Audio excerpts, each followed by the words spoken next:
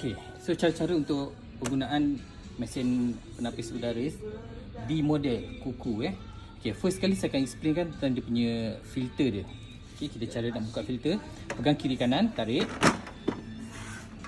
Okay, alright. So cara nak keluarkan filter, tarik dekat upper. Alright, untuk penggunaan filter dia, cara dia, yang pertama ni, filter yang jaring-jaring ni perlu dicuci sendiri setiap 2 minggu. So cara nak buka, just buka straight ni. Dan filter yang bahagian dalam dia ada satu lapisan hijau ni. Dan yang tebal ni tak perlu diusik. Okay, alright. So just cuci filter yang jaring ni saja setiap 2 minggu sekali. Bila dah kering, dan masukkan balik lah.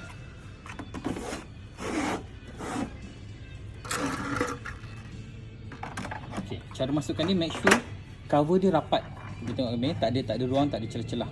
Okay, bagi dia rapat. Bila tak rapat, mesin ni tak akan berfungsi. Sebab ada sensor akan detect dia punya casing tu rapat ke tidak. Alright. So next kita pergi pada cara penggunaan dia. Okay. Untuk kali pertama pun, masa pemasangan kita boleh setting. Nak setting mesin ni, tekan dekat mode dalam 5 saat. Okay, ini kita boleh pilih bahasa yang kita nak gunakan. Okay, kita akan tekan dekat fan speed ni untuk pilih bahasa. Dia ada bahasa Inggeris, bahasa Malaysia, okay, bahasa Mandarin dan juga bahasa Korea. Okay, so sekiranya dah pilih bahasa, okay, tekan on off untuk save. Okay. Okay, untuk yang kedua pula, kita akan pilih dia punya volume suara. Okay, untuk yang pertama ni language tadi, bahasa. Yang kedua adalah okay, volume suara. So sama juga, tekan kat fan speed untuk adjust dia punya kelantangan suara lah.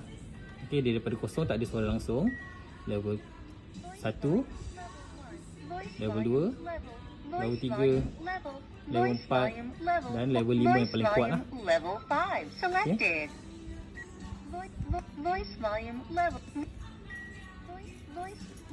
Okay, dan tekan on off untuk save. Itu je perlu setting. Yang lain tak payah setting lah. Dia ada banyak lagi setting lain, itu bahagian technician. Okay, untuk customer just yang 1 dan 2 tadi saja. Okay, kita on. Okay, untuk penapis udara di model ni, penyerapan udara dia akan tarik pada bahagian keliling mesin dan dilepaskan ke atas. Alright, so sekarang ni bila kita on, sterilization ni pun kita perlu on juga. Okay, fungsi sterilization ni dia akan menarik bakteria dan juga virus dan ditapis dan dia akan keluarkan udara yang sihat. Okay, so ionizer positif tu dia akan keluarkan lebih lah.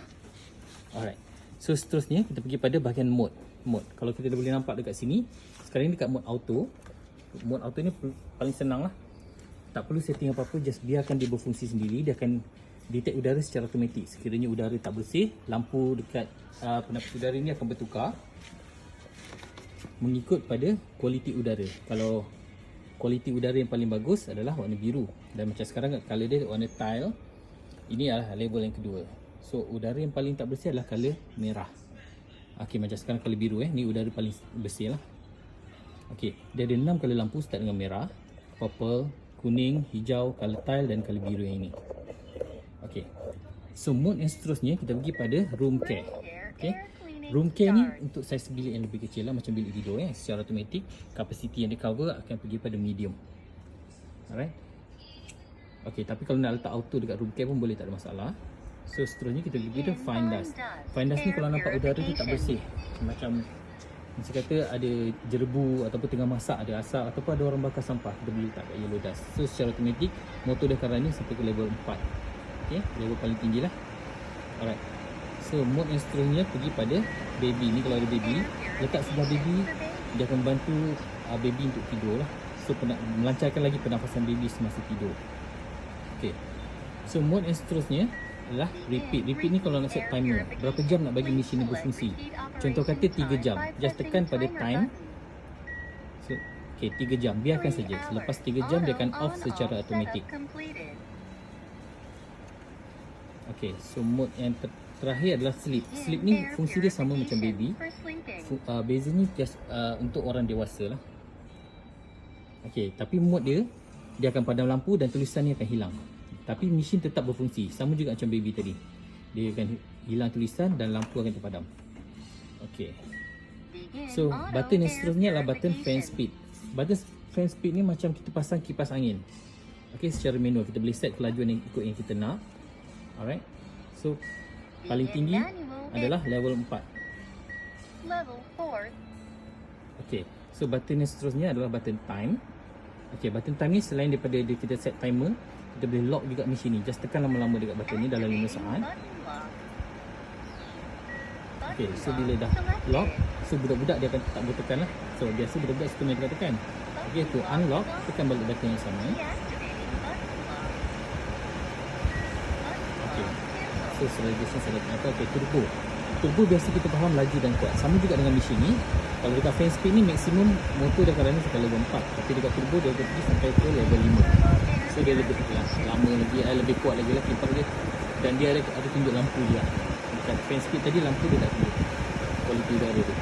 Okay, tapi dekat turbo dia akan running selama 30 minit. Selepas 30 minit dia akan balik kepada mode auto. Alright. Okay. Dan button yang terakhir, air cleanliness. Ini kita nak kuasa kebersihan udara tu lah, lapisan dia dan kelembapan udara. Okay. Alright. Dan yang terakhir sekali energy eyes. Energy eyes ni dia tak ada button tapi dia ada sensor dekat sini. So bila sensor ni letak dekat cahaya, secara automatik lampu ni akan padam dan tulisannya akan hilang. Tapi mesin tetap berjalan macam biasa lah. Okay, dia fungsi dia untuk menjimatkan tenaga, guna tenaga elektrik dan juga tidak mengganggu mata masa tidur. Terutamanya lah sebab bila dah tak ada cahaya dia akan padam lampu. Okay, so itu je lah cara penggunaan